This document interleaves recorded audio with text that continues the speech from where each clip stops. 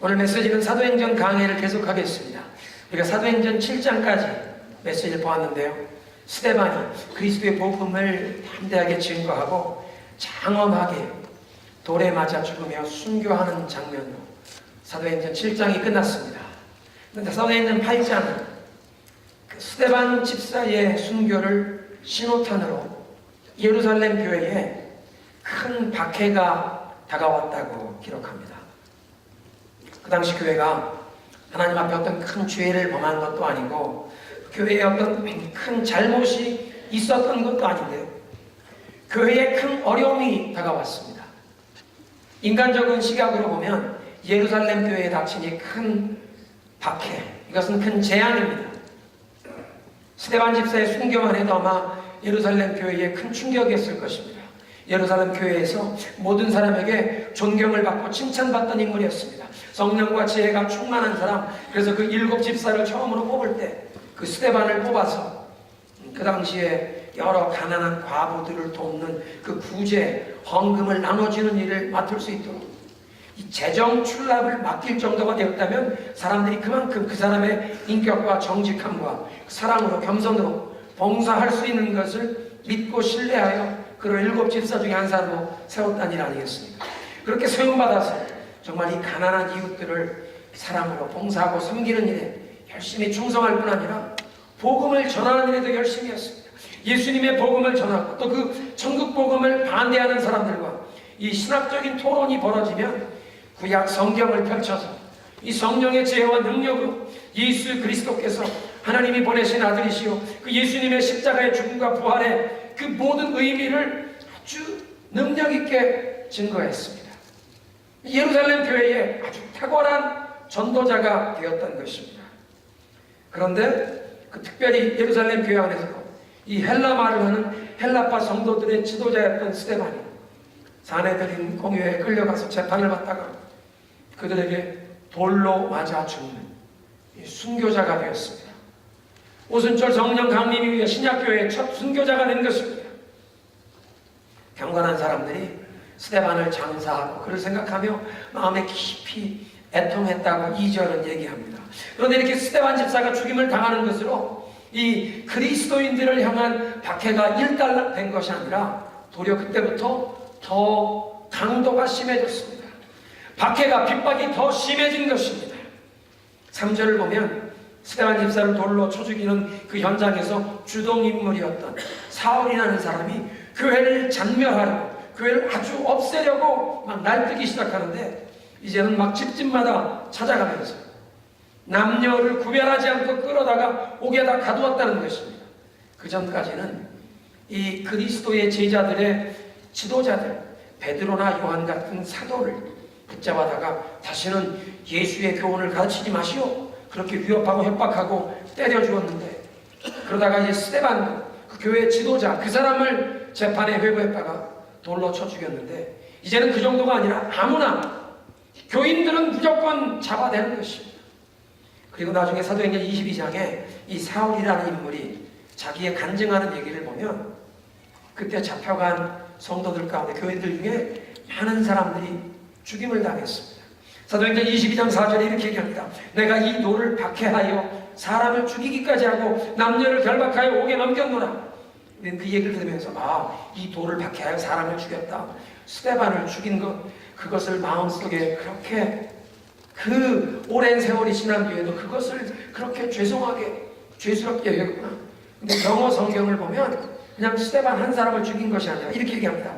I persecuted the followers of this way to their death. 이 도를 따르는 자들을 내가 핍박을 하는데 그들의 죽음에 이르기까지 핍박했다. 그들의 죽음. 그냥 스데반 집사 한 사람만 죽인 것이 아니라 이제 예수를 믿는 사람들을 그냥 사정없이 잡아다가 감옥에 쳐놓고 고문하다가 어떤 사람들은 죽임을 당한 것입니다. 그리고 이렇게 예루살렘 교회에 핍박이 임한 직접적인 결과는 예수 믿는 사람들이 이 박해를 피해 여러 지역으로 흩어지게 된 것입니다. 유대 여러 지역에 그리고 사마리아 지역에까지 흩어지게 된 것입니다. 1절에 얘기합니다. 사도들 외에는 모두 유대 지방과 사마리아 지방으로 흩어졌다. 사랑하는 성도 여러분, 예수 믿는 사람들에게 핍박이 일어나서, 교회에 큰 핍박이 일어나서 교인들이 여러 지방으로 흩어졌다면 그것이 재앙입니까? 축복입니까? 교회에 이 큰 환란이, 핍박이 일어나서 교인들이 여러 지역으로 뿔뿔이 흩어졌다면 그것이 재앙입니까? 축복입니까? 오늘 성경 말씀을 보니까요, 오늘 성경 말씀이 우리에게 깨우쳐주시는 중요한 사실은 교회에 임한 핍박이 도리어 복음을 더 여러 지역으로 확산시키는 계기가 되었다는 것입니다. 4절에 이렇게 말씀하십니다. 그 흩어진 사람들이 두루 다니며 복음의 말씀을 전할세. 초대교회 성도들에게 엄청난 시련과 환란이 다가와서 저들이 피신을 하게 되었는데, 저들은 상황과 환경에 휘둘리는 이 피난민이 된 피해자가 아니라 하나님의 섭리 안에서 복음의 지경을 넓히는 데 쓰임받는 복음의 일꾼이 된 줄로 믿으시기 바랍니다.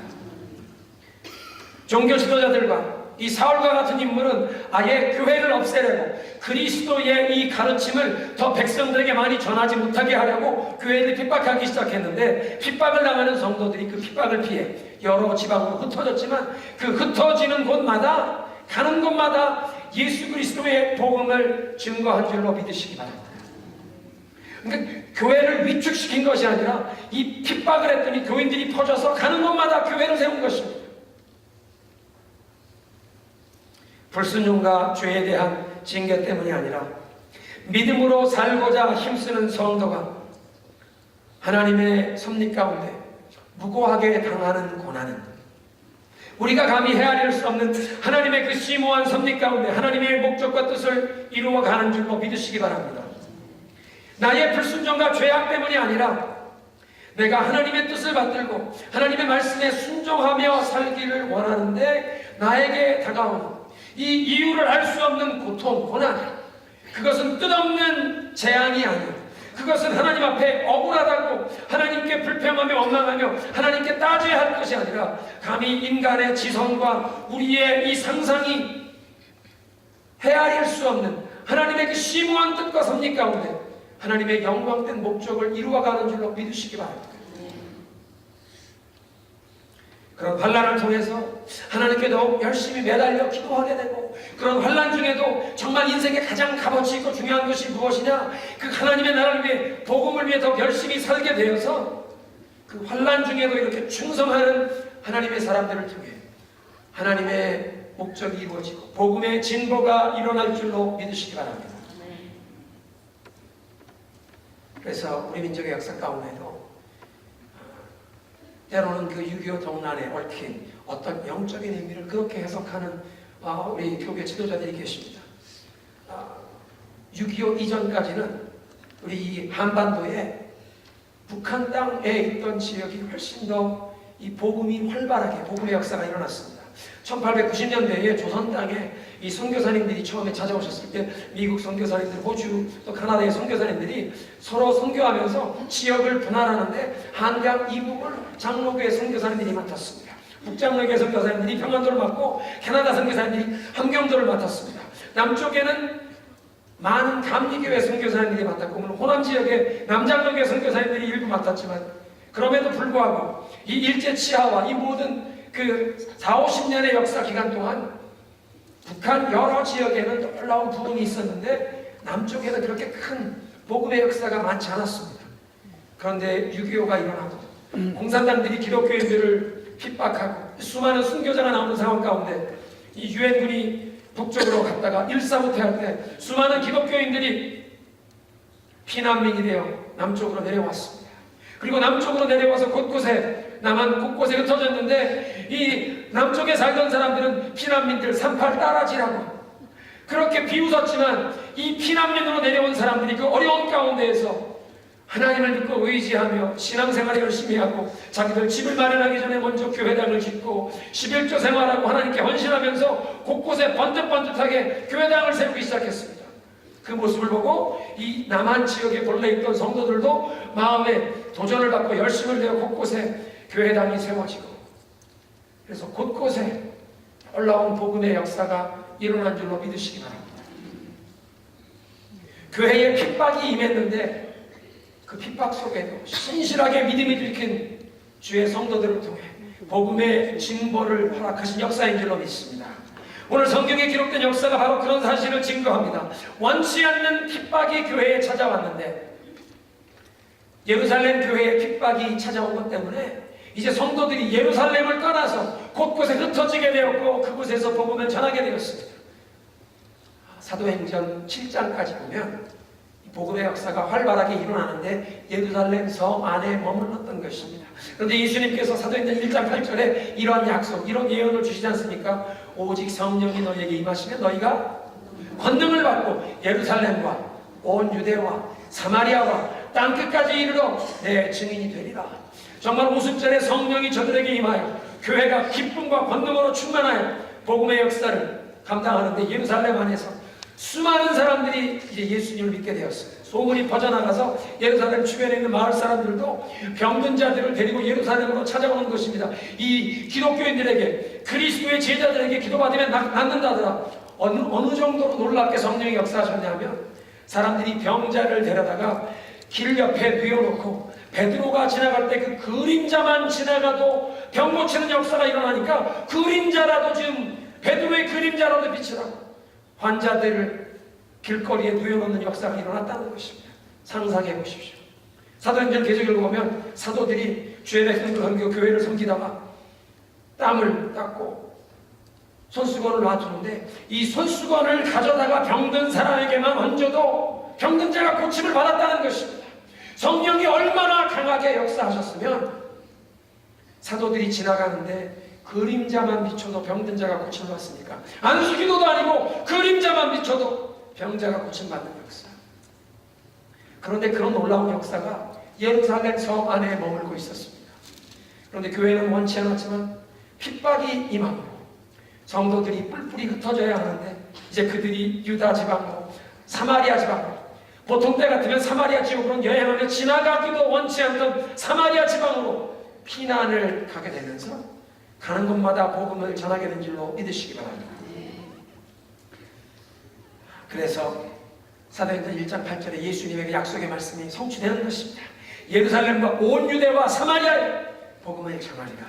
사랑하는 성도 여러분, 믿음 때문에 당하는 환난과 고통 가운데서는 악을 선으로 바꾸시는 하나님의 능력과 섭리가 나타나는 줄로 믿으시기 바랍니다. 하나님의 무한하신 능력과 지혜 가운데 우리가 어떤 고통과 어려움을 당할지는 그것을 선을 악으로 바꾸시는 분이 하나님이신 줄로 믿습니다. 1절과 4절에 교인들이 여러 지방으로 흩어졌다고 말씀하는데요, 그 흩어진다는 말이 헬라 말로는 두 가지 말이 있습니다. 첫 번째 말은 흩어져서 없어진다는 뜻입니다.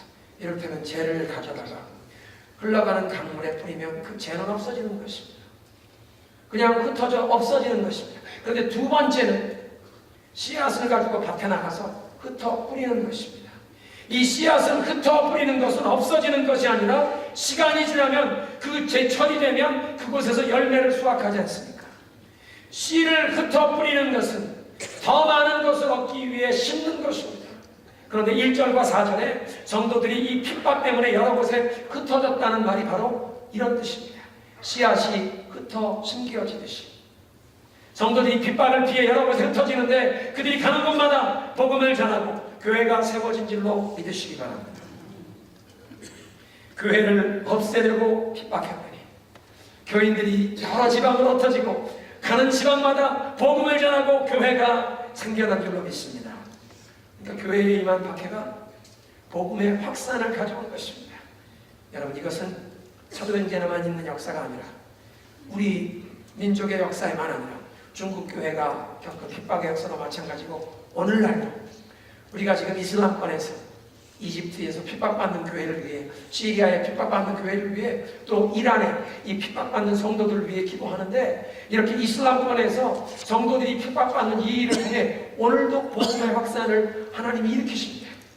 이 핍박받는 이슬람권의 그 성도들을 위해 기도하는 그분들의 이 보고를 들으면 지금 이집트에서 이 교회들을 많이 불사르고 핍박하는 이런 역사들이 일어나는데 아랍 말로 된 성경책을 자기가 읽겠다고 보내달라고 신청하는 숫자가 역사상 제일 많답니다. 교회가 핍박을 당하는 이 시기에 하나님께서 도리어 이 무슬림들의 마음을 감화하사 기독교인들의 이 가르침, 성경을, 예수님의 복음을 보내달라고 신청하는 숫자가 제일 많아진다는 것입니다. 사랑하는 성도 여러분, 초대교회의 성도들이 원치 않는 핍박 때문에 여러 번 흩어지게 되었지만 저들이 가는 곳마다 복음을 전했던 것처럼 우리 2014년 우리들의 삶도 하나님이 우리를 어디를 보내시든 어떤 곳에 세워주시든 우리를 세워주신 곳에서 복음을 전하며 살아야 할 줄로 믿으시기 바랍니다. 학생들은 학업을 위해서 학교 캠퍼스로 가서 사는 경우도 있고, 또 우리들의 직장과 일터 떨어지는 가족들 때문에 우리가 이사하는 경우도 있습니다. 또 우리 모두는 이민자로 지금 미국에 와 살고 있습니다. 여러 가지 이유로 우리의 주거지와 우리의 근무지가 바뀔 수 있지만 우리는 단순히 아메리칸 드림을 추구하며 사는 것이 아니라 우리 인생의 선한 목자 되신 예수님께서 우리를 인도하시기에 우리가 어느 곳으로 가든 주님께서 우리를 세워주신 그곳에서 크고 작은 일이 아니라 주님께서 맡겨주신 그 일에 충성하며 복음을 전하며 살아야 할 줄로 믿습니다. 그래서 이렇게 박해 때문에 흩어진 성도들이 가는 곳마다 복음을 전했던 모범적인 예로 빌립 집사님의 그 행적을 의사 누가가 사도행전 8장에 지금 기록하고 있습니다. 7 집사 중에서 그 정말 훌륭한 스데반 집사가 복음을 전하다가 순교하게 되니까 그 리더십의 바톤이 이제 빌립 집사님에게 넘어갔습니다. 그리고 그 빌립 집사님이 5절부터 보면 사마리아 지방에까지 가서 복음을 전하게 되었다는 것입니다. 빌립 집사님이 이 사마리아 지방에 복음을 전한 일이 얼마나 엄청난 일인지 그 뜻을 헤아리려면 그 문화 역사적인 배경을 우리가 좀 깨달아야 합니다. 요한복음 4장에 보면 예수님께서 제자들과 함께 일부러 사마리아 지방을 지나가시다가 한 지역에 와서는 제자들을 마을 안에 가서 음식을 구해오게 하시고 예수님은 우물가에 남아서 낮 12시에 그 우물의 물 길러 나온 여인 수가성이라고 하는 그 도시에서 이 여인에게 전도를 하시지 않습니까? 나에게 물 한 대접 주시오. 여인이 대답합니다. 아니 당신 보아한 유대인인데 어떻게 유대인이 나 사마리아 사람에게 말을 걸어옵니까? 그리고 요한이 거기에 설명을 써서 붙입니다. 이 당시의 풍습은 유대인과 사마리아 사람들은 서로 상종하지는 않는다. 말도 하지 않는다. 이게 말하지 않는 어떤 문화적인 병만이 아니라 유대인과 사마리아 사이에 이 막힌 담은 적대감입니다. 민족 감정이 천년의 역사가 깊은 민족 감정이 있었습니다. 민족 감정 얘기하면 우리 한국 사람들은 일본 사람에 대해서 민족 감정이 있죠. 일본 사람 다 미워하는 것이 아니라 일부의 그 일본 사람들에 대해서 우리는 이 용서하지 못할 이런 민족 감정이 있습니다. 일제강점기 36년 동안 우리 한국 사람들을 탄압하고 핍박한 그 잘못을 일본 정부가 시인하고 잘못했다고 사과하고 이를테면 이 위안부로 동원되었던 이 우리 할머니들에게 정말 사과하고 보상을 해야 하는데 그런 일을 하지 않고 일본 정부의 수상이라는 사람이 이 2차 대전 때 그 수많은 범죄를 저지른 전범에서도 A급 전범들이 그들의 위령패를 보관하고 있는 야수꾼이 신사에 가서 참배를 하니 이 한국 사람들이나 중국 사람들 우리들 마음에 불을 질러 넣는 것입니다. 그리고 이 사람들이 기자회견하면서 발언을 하면 위안부에 대해서 당신들 일본 군대가 강제로 동원했으니 사과하시오. 일본 군대가 강제로 동원한 것이 아니라 그 사람들이 밥벌이하러 그렇게 나온 것이 이런 천하가 공로할 이런 발언을 하니 일본 사람들을 생각하며 마음속에 이 감정이 막 일어나는 것입니다. 민족 감정입니다. 근데 이런 일본 사람을 향한 민족 감정이 그 역사가 우리는 한 100년쯤 된다고 하면 유대인과 사마리아인 사이에는 1000년의 깊은 역사가 있습니다. 주전 10세기에 솔로몬 왕이 죽은 다음에 그 아들이 왕이 되었는데 나라가 둘로 갈라지게 되었습니다. 둘로 갈라지게 되었는데 북쪽의 10지파가 야 우리는 그 다윗네 가문 상관이 없다. 우리끼리 나라 만들자. 북쪽으로 뚝 떨어져 나가서 나라를 만들었습니다. 남쪽에 남은 사람들이 섭섭합니다. 그런데 그들이 하나님의 말씀에 불순종하고 우상 숭배하다가 주전 722년에 아수르 제국이 쳐들어와서 점령해버립니다. 그런데 이 아수르 제국은 여러 나라를 정복하면 그 나라 그 민족 사람들끼리 똘똘 뭉쳐서 독립운동 못하게 하려고 강제 이민을 시켰습니다. 그러니까 이스라엘을 정복하고도 수많은 사람들을 다른 지역으로 강제 이주시키고 다른 나라 사람들을 또 북쪽 이스라엘 땅에 강제 이주시킨 것입니다. 섞여서 살면 한 민족이 되지 못해서 독립운동 못하라고. 그런데 이렇게 다른 지역에서 북쪽으로 와서 이사와서 사는 사람들과 이스라엘 백성들이 서로 결혼을 하게 됩니다. 피가 섞인 거는 문제가 아닌데 문제는 이 이방인들의 우상 숭배까지도 받아들이게 되었습니다. 여호와 신앙이 오염된 것입니다. 그래서 남쪽에 있던 이 유다 백성들이 북쪽에 있던 이 이스라엘 사람들 이렇게 여호와 신앙을 타협한 사마리아 사람들을 멸시했습니다. 나중에 남한국 유다도 바벨론의 포로로 되었다가 하나님의 때에 다시 돌아오게 돼요. 예루살렘 성전을 재건하게 되죠. 예루살렘 성전을 재건할 때 사마리아 사람들이 우리도 그 성전 재건하는데 함께 참여합시다. 유대 사람들이 얘기합니다. 당신들은 참여할 필요 없어. 당신들의 도움 필요 없시다. 당신들은 여호와 신앙의 순수한 그 믿음을 지키지 못하고 우상 숭배 타협한 사람들이 당신들 도움은 필요 없어. 그리고 한 몇십 년이 더 지난 다음에 느헤미야가 돌아와서 예루살렘 성벽을 재건하는데 그때도 사마리아 사람들이 참여하려고 하는 것 반대합니다. 당신들은 이 예루살렘에 분깃이 없습니다. 이제 사마리아 사람들이 섭섭하다고 야, 저 공사하는데 우리가 군대를 끌고 쳐들어가자. 위협하자. 예루살렘 성벽 재건하는 걸 방해했습니다. 민족의 골이 깊어진 것입니다. 그런데 더 나쁜 것은 주전 4세기에 이 사마리아 사람들이 그리심산에 자기들의 성전을 세워버립니다. 야, 예루살렘에 갈 필요 없다. 그리심산에 거기가 세계 옆이거든요.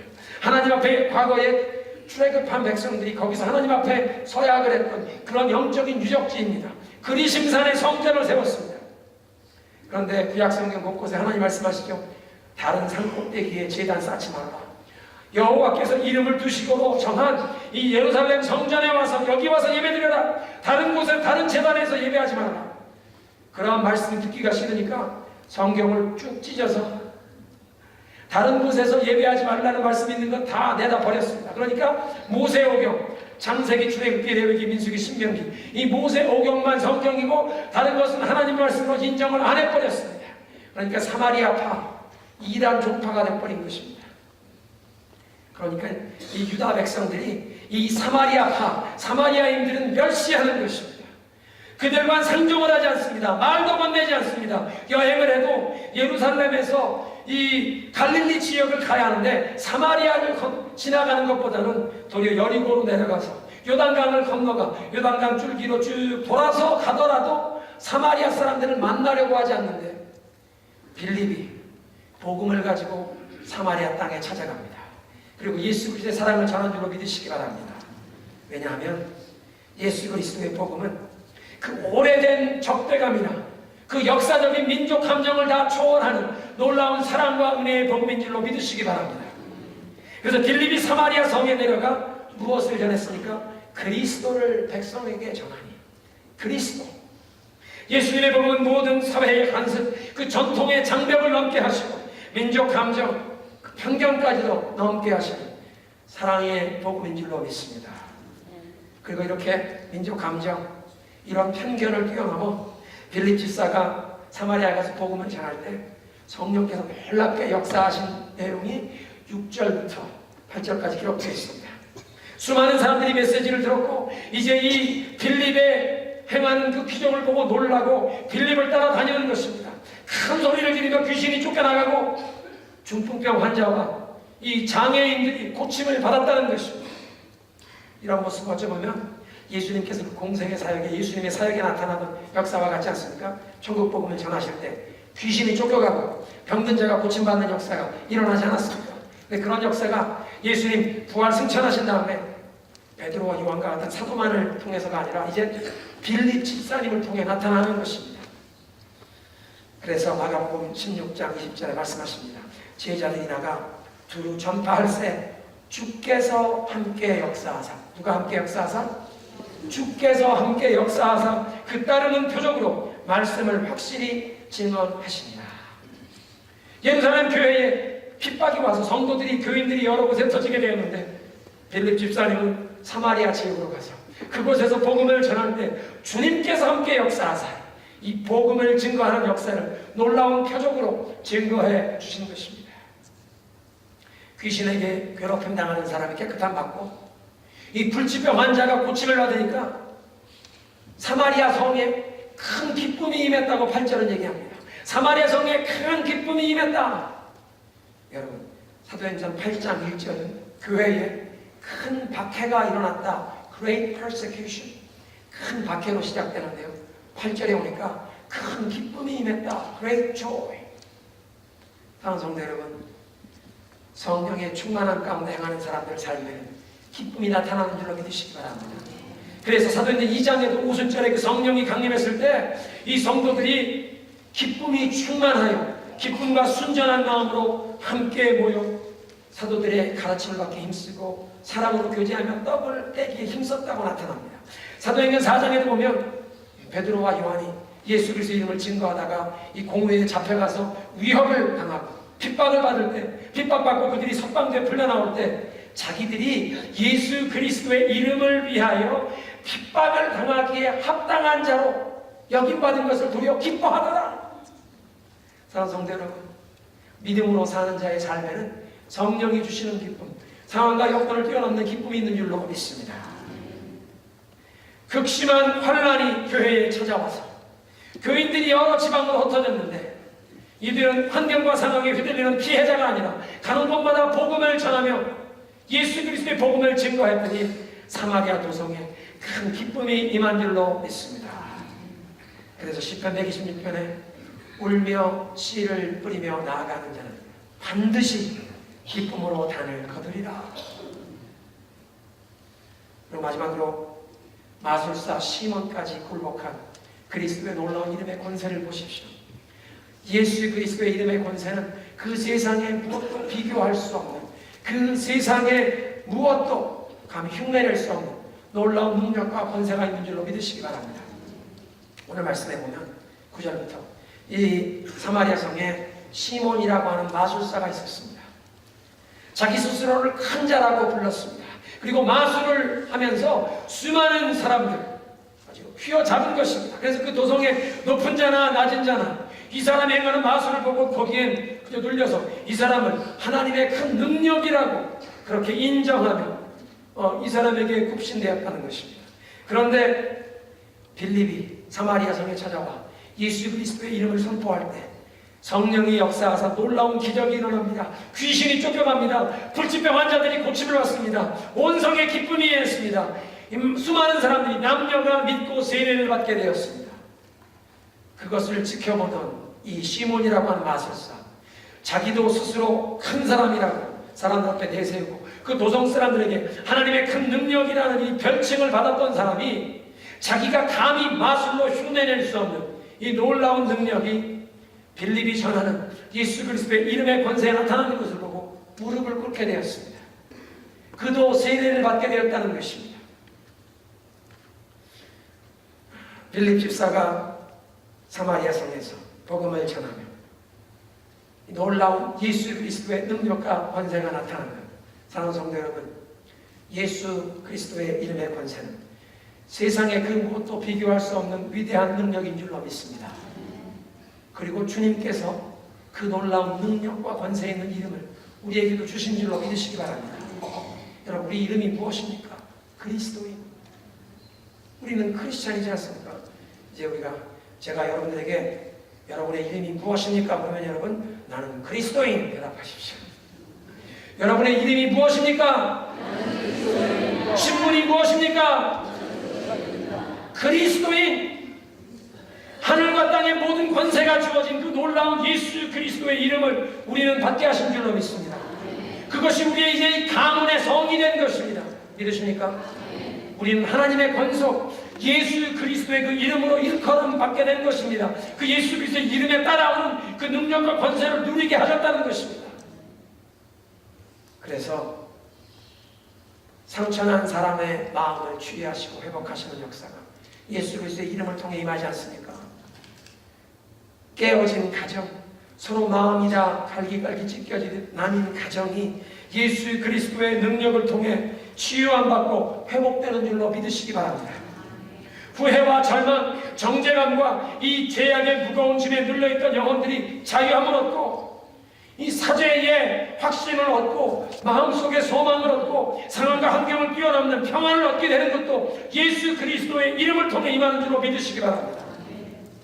놀라운 것은 그 예수 그리스도의 이름을 2014년도에 우리에게도 누리라고 주셨는데 하나님, 이 그리스도의 이름 안에 있는 이 생명의 역사, 이 소망의 역사, 이 평안을 누리게 하시는 이 능력의 역사가 우리의 삶을 통해 거침없이 나타나기를 소원합니다. 하나님, 우리의 삶 가운데 내 마음속에 이 그리스도의 이름의 권세와 능력, 그 소망과 생명, 이 사랑이 거침없이 흘러가고 나타나는데 거침돌이 되는 하나님 모든 장애물, 이 죄악을 제거해 주옵소서. 주의 말씀으로 씻겨 주옵소서. 불같은 성령의 역사로 임하사 이 모든 죄악된 것을 태워주시고 내 삶에도 놀라운 권세 있는 그리스도의 이름의 능력이 조금도 거침없이 흘러가게 하여 주옵소서. 그것이 이 아침 우리의 기도의 제목이 되어야 할 줄로 믿습니다. 사랑하는 성도 여러분, 예루살렘 교회 성도들에게 큰 박해가 일어나서 이들이 여러 곳에 피난민처럼 흩어지게 되었는데 상황과 환경에 휘둘리는 victim, 피해자가 아니라 가는 곳마다 복음을 위해 살며 복음을 증거하며 그리스도의 이름을 널리 증거하는 복음의 일꾼이 된 줄로 믿습니다. 이 새해는 하나님, 우리도 만민에게, 우리 이웃에게 어디를 가나 복음을 전하며 살 수 있는 이런 능력을 우리에게 덧입혀 주옵소서. 이제 함께 이런 믿음의 고백을 찬양으로 올려드립니다.